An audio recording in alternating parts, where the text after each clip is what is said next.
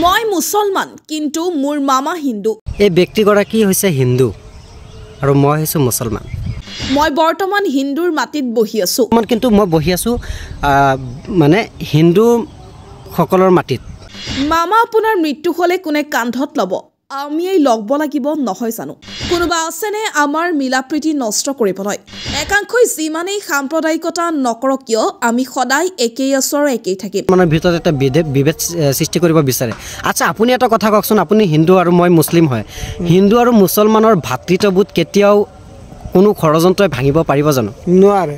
পাৰিব?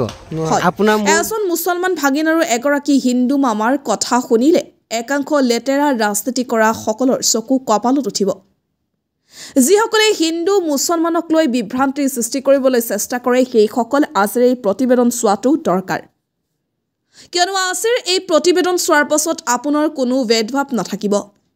এই ভিডিঅ'টো যিমান সম্ভৱ শ্বেয়াৰ কৰি সকলোকে চোৱাৰ সুযোগ কৰি দিব। এয়া মোৰ লগত যে চাব পাৰিছে এই ব্যক্তিগৰাকী হৈছে হিন্দু আৰু মই হৈছোঁ মুছলমান। হয়তো আজি আপোনালোকে ভাবিব যে হিন্দু আৰু মুছলমানক লৈ কিনে কিয় মই কথাটো কৈছোঁ। যদি আপোনালোকে লক্ষ্য কৰে চাওক, এই ৰাস্তা দেখা পাইছে, এই ৰাস্তাৰ সেইটো পাৰে হৈছে মুছলমান গাঁও আৰু ৰাস্তাৰ এইটো পাৰে হৈছে এইখিনি যিমান মাটি। বৰ্তমান কিন্তু মই বহি আছোঁ মানে হিন্দু সকলৰ মাটিত। মোৰ নিজৰ মানে আমাৰ গাঁৱৰ মাটি নহয় বা আমাৰ নিজৰো নহয়। মামা এইটো কাৰ মাটিত বহি আছোঁ বৰ্তমান? মোৰ মাটিত বহি আছোঁ। হয়, প্ৰথমে আপোনাৰ নামটো কৈ দিবচোন। কান্তা চৌধুৰী। কান্তা চৌধুৰী। তেতিয়াহ'লে আপোনালোকে নিশ্চয় গম পাইছে যে তেওঁ হিন্দু নে মুছলমান হ'ব। আৰু একেখন গাঁও বুলি ক'ব লাগিব, খালি ৰাস্তা এইটো পাৰ মানে হিন্দু এলেকা পৰিছে আৰু এইটো ছাইডে মুছলমান এলেকা পৰিছে। এই মোৰ পিছফালে ৰাস্তা, ঠিক আছে। আৰু এইটো ছাইডে চাব পাৰিছে এইটো মোৰ ঘৰ। তো কথাটো হ'ল এয়া যে হিন্দু মুছলমানৰ এটা বিভেদ আপোনালোকে গম পাইছে নহয়। তো মই কথা এটা ক'ব বিচাৰোঁ। চাওক আমি একেলগে বহি আছোঁ। মামা একদম সঁচা কথা ক'ব, অন্তৰৰ পৰা কথাটো ক'ব। সৰুৰ পৰাতো আপোনালোকে মোক চাই আহিছে, দেখিছোঁ, চাইছে মোৰ ডাঙৰ যিমান ডাঙৰ আছে গোটেইখিনিক আপোনালোকে চাইছে। কিমান বছৰৰ পৰা আমি একেলগে আছোঁ। তো আজিলৈকে আমাৰ কিবা বিভেদ হৈছে নেকি? নাই নাই নাই নাই, একো হোৱা নাই। কেনেকুৱা চকুৰে আমাক চাই কওকচোন। ভালেই চকু, তই চাওঁ মই চাওঁ, ভালেই, একো কোনো হিংসা ভংগী নাই। মইতো আপোনাক মামা বুলি মাতোঁ, হয়নে নাই? কিন্তু আপুনি কেনেকুৱা ভাবে যে নিজৰ লাগে? নিজৰ আছে। এতিয়াতো ইয়াতেতো মই অকলে আছোঁ, মোৰ ঘৰত দূৰত আছে।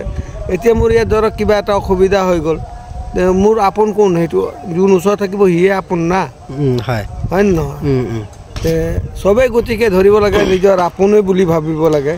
আচ্ছা, যিসকলে মানে হিন্দু মুছলমানৰ ভিতৰত এটা বিভেদ আনিবৰ কাৰণে চেষ্টা কৰে, আমি ডাইৰেক্ট টাৰ্গেট কৰা নাই, যিসকলে মানে হিন্দু মুছলমানৰ ভিতৰত এটা বিভেদ সৃষ্টি কৰিব বিচাৰে। আচ্ছা আপুনি এটা কথা কওকচোন, আপুনি হিন্দু আৰু মই মুছলিম হয়, হিন্দু আৰু মুছলমানৰ ভাতৃত্ববোধ কেতিয়াও কোনো ষড়যন্ত্ৰই ভাঙিব পাৰিব জানো? নোৱাৰে। পাৰিব? আপোনাৰ মোৰ মিল মহাব্বত এইটো কেতিয়াও ভাঙিব পাৰিব? নোৱাৰে। হয়তো কালি আপুনি মৰি যাব, হয় হয় হয়, আমিয়ে চাব লাগিব।